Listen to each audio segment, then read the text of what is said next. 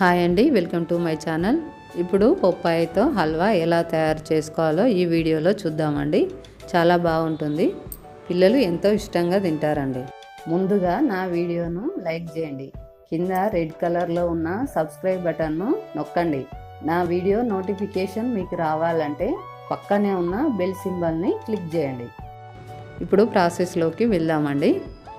ఒకటి పప్పాయ తీసుకొని దాన్ని కట్ చేసి ఇలా సగం ముక్క తీసుకున్నానండి. ఇది పైన తోలు కూడా తీసి ఇలా ముక్కలుగా కట్ చేసుకోవాలండి. ఇలా కట్ చేసుకున్న ముక్కలను ఒక మిక్సీ జారీ తీసుకొని ఇందులో వేసుకొని మెత్తగా రుబ్బుకోవాలి. ఇలా రుబ్బుకున్న తర్వాత స్టవ్ ఆన్ చేసుకొని ఒక బౌల్ పెట్టుకొని అందులో ఒక 1 టీ స్పూన్ నెయ్యి వేసుకొని అది వేడైన తర్వాత జీడిపప్పు కిస్మిస్లను వేయించుకోవాలండి. ఇవి దూరగా ఎంతవరకు వేయించుకోవాలి. ఇలా వేగిన తర్వాత ఒక బౌల్ తీసుకొని అందులోకి ఇవన్నీ తీసేసి ఇప్పుడు మనం మెత్తగా రుబ్బుకున్న పప్పాయ జ్యూస్ ఉంది కదా, అది ఒక 4 కప్పుల వరకు తీసుకున్నానండి నేను.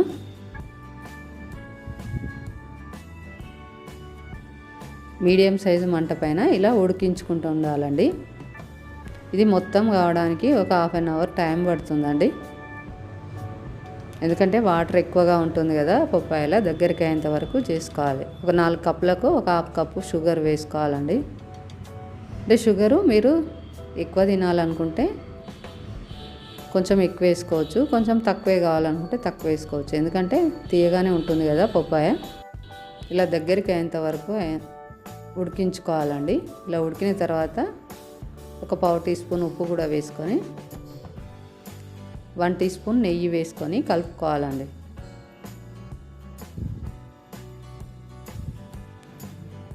దగ్గరికి వచ్చేంత వరకు బాగా ఉడికించుకోవాలండి. ఇప్పుడు జీడిపప్పు కిస్మిస్లు కూడా వేసుకొని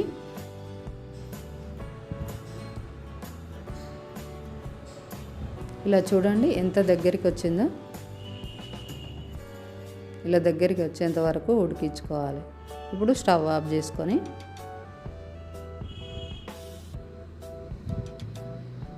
ఇప్పుడు వేడి వేడి హల్వా రెడీ. ఇది బ్రెడ్ పైన జామ్ లాగా కూడా పెట్టుకోవచ్చండి, ఇలాగే కూడా తినొచ్చు.